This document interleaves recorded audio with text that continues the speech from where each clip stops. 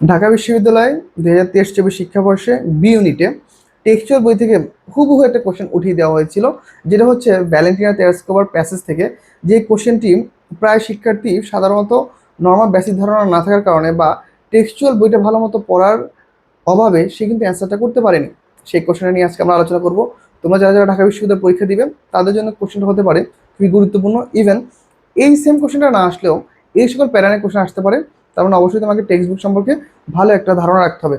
কোশ্চেনটা কি ছিল দেখো, she was selected from dash 400 competitors. এই কোশ্চেনটা কিন্তু আমরা গ্রামারে কিন্তু অনেকবার শিখেছি। কোশ্চেনটা ব্যাখ্যা কীরকম, যেমন ধরো বিটুইন।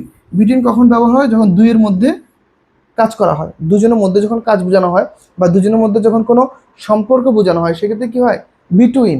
আর দেখো এমন কখন ব্যবহৃত হয়? এমন যখন দুইয়ের বেশি যখন কাউকে নিয়ে কথা বলা হয়, দুইয়ের বেশি যখন সম্পর্কে নিয়ে কথা বলা হয়, দুইয়ের বেশি মানুষকে নিয়ে কথা বলা হয় বা যাকে নিয়ে কথা বলা হোক, সেক্ষেত্রে কি হবে? সেক্ষেত্রে হবে এমন হবে। তাহলে দেখো এখানে কি বলেছে, she was selected from 400 competitors. তাহলে অবশ্যই এরা কতজন?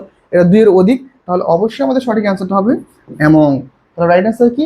She was selected from among 400 competitors.